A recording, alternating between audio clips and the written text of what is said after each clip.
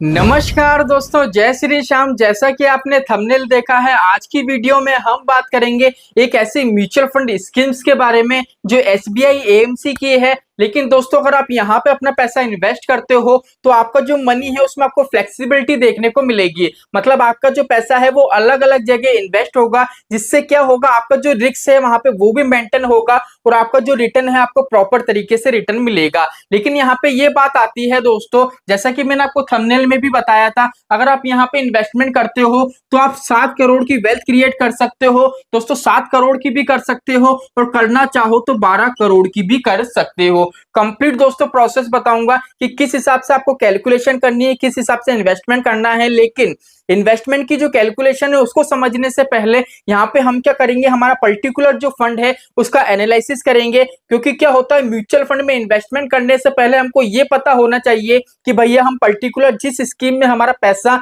Invest कर रहे हैं वो स्कीम कैसी है, क्या फ्यूचर में हमको वो हमारा कॉर्पस बना के दे पाएगी या नहीं। तो चलिए शुरू करते हैं आज की हमारी वीडियो को। चैनल पे नए हो तो चैनल को सब्सक्राइब कर लेना और बेल आइकन के बटन को दबा देना। तो चलिए शुरू करते हैं आज की हमारी वीडियो को।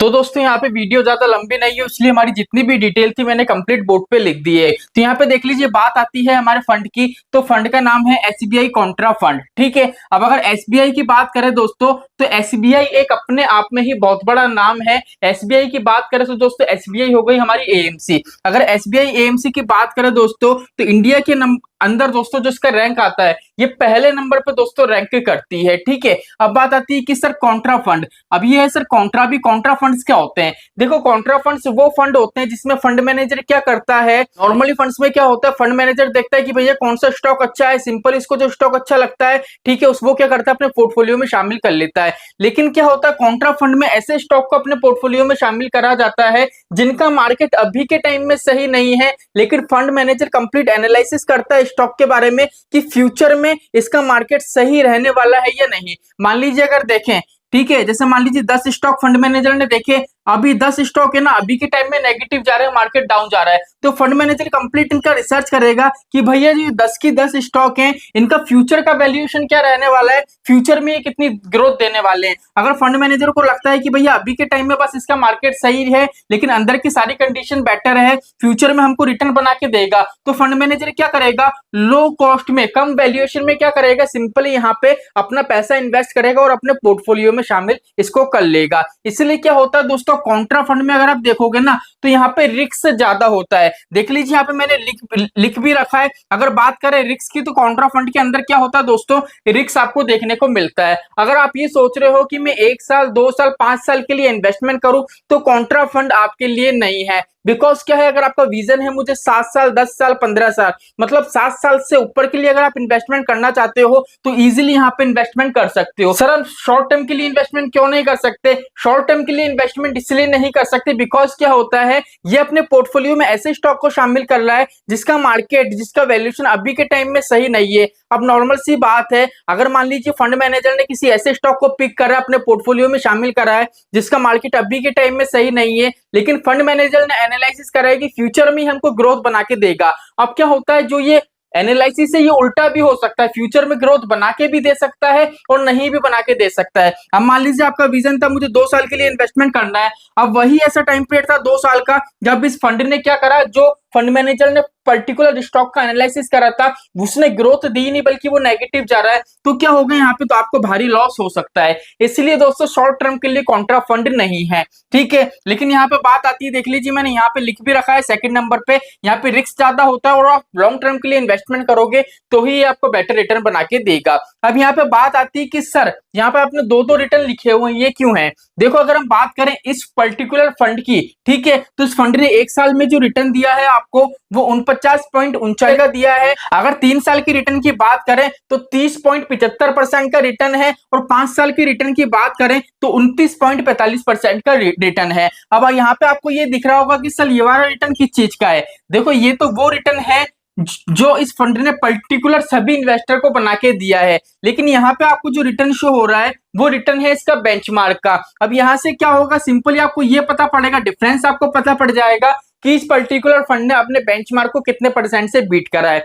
अब दोस्तों मैं हर वीडियो में बताता हूं कि बेंचमार्क क्या होता है। बेंचमार्क क्या होता है दोस्तों, पर्टिकुलर जितने भी फंड होते हैं उन सभी फंड्स का अलग अलग बेंचमार्क होता है। बेंचमार्क को एक तरीके से आप एक पैरामीटर कह सकते हो। अगर कोई भी पर्टिकुलर फंड अपने बेंचमार्क की जो परसेंटेज है उसको बीट कर जाता है, उससे ज्यादा रिटर्न बना के देता है, तो सिंपली हम ये कह सकते हैं कि हमारा जो फंड है वो अपने बेंचमार्क को बीट कर रहा है, तो उसकी कंडीशन अच्छी है, वो इन्वेस्टर को प्रॉपर तरीके से रिटर्न बना के दे रहा है। तो यहाँ पे देख लीजिए रेगुलर बेस पे आपको डिफरेंस यहाँ पे दिख रहा होगा, बेंचमार्क से ज्यादा ही इस फंड ने रिटर्न बना के दिया है। ठीक है, लेकिन अभी आप ये सोच रहे होगे कि सर अभी आपने बोला है कि ये लॉन्ग टर्म के लिए होता है, यहाँ पे देख लीजिए लिखा हुआ है 1 साल 2 साल 5 साल के लिए नहीं होता है। लेकिन सर यहाँ पे अगर रिटर्न की बात करें तो 1 साल का रिटर्न देख लीजिए सर, यहाँ पे 49% हमको दिख रहा है, 3 साल का देखे तो 30% दिख रहा है। तो सर इतना रिटर्न क्यों दिख रहा है? देखो पहली चीज तो ये है, आज पर्टिकुलर कोई भी फंड चल रहा है, जैसे हम पर्टिकुलर इसी फंड के बारे में बात कर लेते हैं। यहाँ पे देख लीजिए अगर हम बात करें,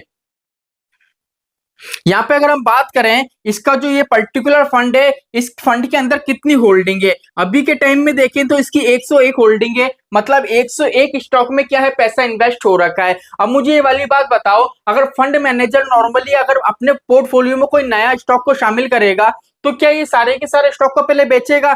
नहीं बेचेगा ना। सिंपली क्या कर सकता है, इसमें से चेंजेस कर सकता है, 40% 20% 30% चेंज कर सकता है। लेकिन ऐसा तो है नहीं कि पूरा की पूरा जिसका जो स्टॉक है, पूरा की पूरा जो स्टॉक के अंदर इन्वेस्टमेंट है उसको निकालेगा और नए स्टॉक शामिल करेगा, ये पॉसिबल नहीं है ना। इसलिए क्या है दोस्तों, यहाँ पे परसेंटेज आपको ये देखने को मिल रही है। लेकिन क्या होता है दोस्तों, ये जो परसेंटेज है ईयरली बेस पे है आपकी, देख लीजिए ये कंप्लीट 1 ईयर का डेटा आपको यहाँ पे शो हो रहा है। लेकिन जब आप शॉर्ट टर्म के लिए इन्वेस्टमेंट करोगे तो यहाँ पे ये चीज देखोगे, डेली बेसिस पे जब भी आपको रिटर्न मिलेगा तो पॉजिटिव नेगेटिव वो वैल्यू क्रिएट करके आपको देगा। तो कंप्लीट रीजन यहाँ पे मैंने आपको बता दिया है। अब बात ये आती है कि सर अगर हम यहाँ पे इन्वेस्टमेंट करते हैं तो हमारा पैसा कहाँ पे इन्वेस्ट होगा? देखो पहली चीज तो अगर बात करें कॉन्ट्रा फंड की, तो ये एक इक्विटी फंड है और यहाँ पे आपका जो पैसा इन्वेस्ट होगा ज्यादा से ज्यादा वो इक्विटी के अंदर होगा। तो इक्विटी के अंदर देख लीजिए 90.4% आपका पैसा इन्वेस्ट हो रहा है, बाकी 4.2% डेब्ट के अंदर हो रहा है। बाकी आपका जो पैसा बचा है वो क्या होगा, इसमें लिक्विड फॉर्म में रहेगा,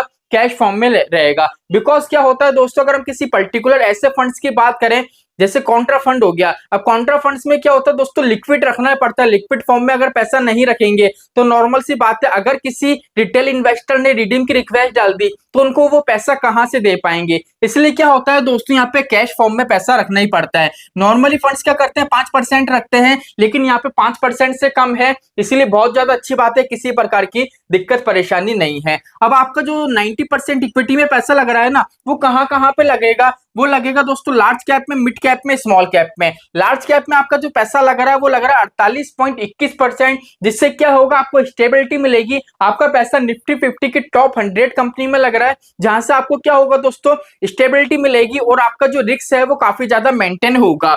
अब क्या है दोस्तों, मिड कैप में लग रहा है आपका 34%, स्मॉल कैप में लग रहा है 17%। अब इन दोनों से क्या होगा दोस्तों, यहां से आपका जो रिस्क है थोड़ा बहुत बढ़ेगा, लेकिन क्या होगा, आपका जो रिटर्न है वो प्रॉपर तरीके से जनरेट होगा। इसलिए क्या होता है दोस्तों मैंने वीडियो के स्टार्टिंग में बोला था कि कॉन्ट्रा फंड है वो, उसमें क्या है, आपको फ्लेक्सिबिलिटी मिलती है, आपका पैसा है वो किसी एक सेक्टर में नहीं जाता। अगर सेक्टर की बात करें तो अभी वीडियो के आगे हम सेक्टर की बात करेंगे।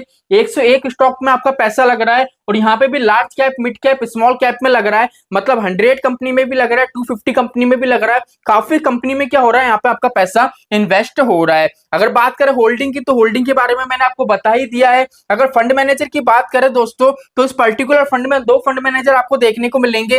पहले दिनेश जी, जिनको बात करें तो 2018 में जिनकी ज्वाइनिंग हुई थी। दूसरे हैं हमारे प्रदीप जी, जो ज्वाइन हुए 2023 के अंदर। अब फंड मैनेजर की बात करें दोस्तों, पर्टिकुलर फंड के अंदर जितना पुराना फंड मैनेजर रहेगा उतना ही वो फंड हम अच्छा बोलेंगे। क्योंकि क्यों, अब जैसे मान लीजिए दिनेश जी 2018 के हैं, 2018 में दिनेश जी ने कौन कौन से स्टॉक का एनालिसिस करा था, उस टाइम जिस स्टॉक का मार्केट सही नहीं था उन्हें एनालिसिस करा था कि फ्यूचर में वो बेटर रिटर्न बना के देगा। तो यहाँ पे क्या है, दिनेश जी को कंप्लीट पता है कि भैया जो 101 स्टॉक है ना, उनमें से कौन कौन से ऐसे स्टॉक है जो 2018 में उनकी क्या कंडीशन थी और अभी के टाइम में उनकी क्या कंडीशन है। इसलिए क्या होता है, किसी भी फंड में जितना पुराना फंड मैनेजर होता है उसकी नींव उतनी ही मजबूत होती है। तो यहाँ पे फंड मैनेजर भी हमारे पुराने हैं, इसलिए किसी प्रकार की दिक्कत परेशानी नहीं है। अब दोस्तों मैंने आपको ये बेंचमार्क का रिटर्न बताया था। बेंचमार्क की बात करें तो बेंचमार्क है हमारा BSE 500 टोटल रिटर्न इंडेक्स। ठीक है, अब चलिए थोड़ा सिंपल इसके बारे में बात कर लेते हैं फंड के बारे में, देन कंप्लीट आपको कैलकुलेशन यहाँ पे हम बताएंगे।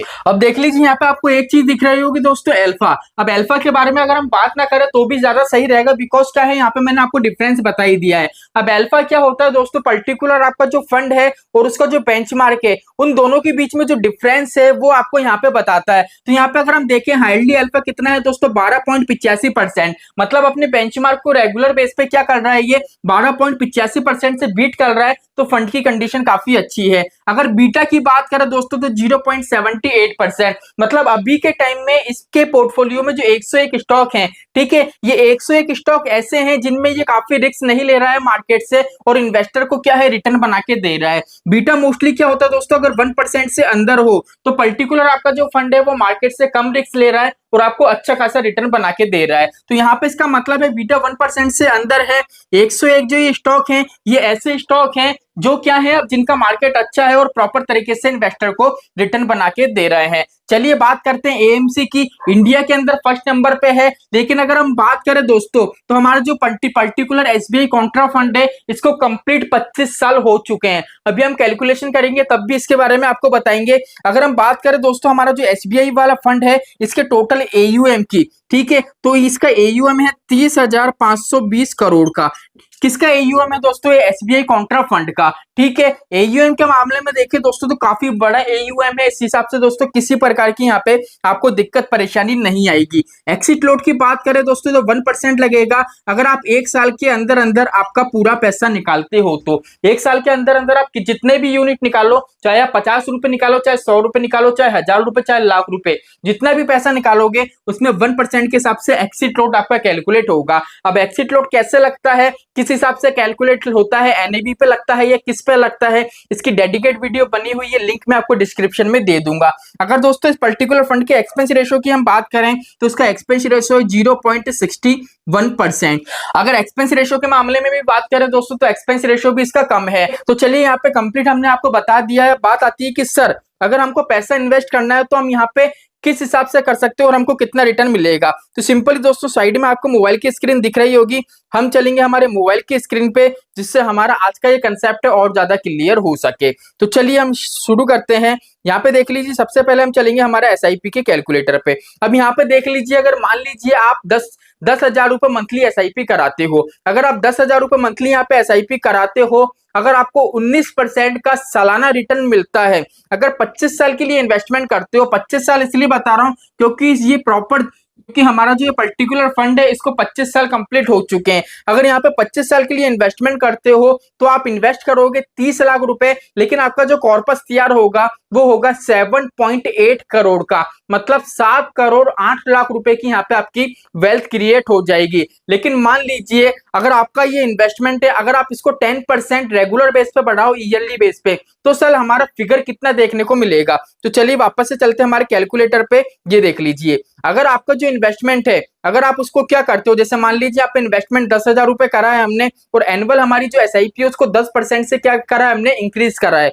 ठीक है, यहाँ पे एवरेज हमको जो रिटर्न मिल रहा है सालाना वो 19% का मिल रहा है। 25 साल के लिए आप इन्वेस्टमेंट करते हो तो टोटल देख लीजिए, आप जो पैसा इन्वेस्ट कर रहे हो, आप पैसा इन्वेस्ट कर रहे हो 1,18,647 रुपए। लेकिन यहाँ पे आपका जो कॉर्पस तैयार हो रहा है वो आपका कॉर्पस तैयार हो रहा है 12,45,20,000 रुपए का। तो सिंपली दोस्तों यहाँ पे डिफरेंस आपको पता पड़ गया होगा। अगर आप सिंपल सी सिर्फ एसआईपी करते हो तो यहाँ पे आपका कॉर्पस बन रहा था 7 लाख का, और 10% से जब आप इंक्रीज कर देते हो तो यहाँ पे आपका जो कॉर्पस बन रहा है वो 12.5 करोड़ का बन रहा है। तो इस हिसाब से क्या है दोस्तों, हमारा जो इन्वेस्टमेंट है उसकी कैलकुलेशन करी जाती है। अब आपके दिमाग में आ रहा होगा कि सर पहली बात तो ये बताओ कि मान लीजिए हम 10,000 रुपए की एसआईपी करा रहे हैं, अगर उसको 10% से रेगुलर बेस पे हर साल उसको इंक्रीज करेंगे तो सर इतनी इनकम थोड़ी ना होती है। देखो पहली चीज तो ये म्यूचुअल फंड में कोई ऐसा है नहीं कि आप पर्टिकुलर 10,000 की एसआईपी कर सकते हो, 20,000 की एसआईपी कर सकते हो। बहुत से ऐसे म्यूचुअल फंड है जो आपको 100 रुपए की एसआईपी करने देते हैं, जो 500 रुपए की एसआईपी करने देते हैं। ये डिपेंड करता है कि आपकी फाइनेंशियल कंडीशन क्या है, आपकी पॉकेट क्या अलाउ करती है, आपकी इनकम क्या है। अगर आपकी इनकम है वो कम है तो सिंपली आप 1000, 2000, 3000, 5000, 500 रुपए से भी एसआईपी कर सकते हो। बस ये अगर सिस्टमेटिक एसआईपी करोगे तो सिंपली क्या है दोस्तों, अगर 1000 की एसआईपी करोगे ना तो भी आप करोड़ों की वेल्थ क्रिएट कर सकते हो। चैनल पे वीडियो है और भी बहुत जल्दी वीडियो आएंगी कि कम अमाउंट से आप करोड़ों की वेल्थ कैसे क्रिएट कर सकते हो। तो चलिए आज के लिए इतना ही, मिलते हमारी नेक्स्ट वीडियो में। जय श्री श्याम दोस्तों, जय श्री राधे।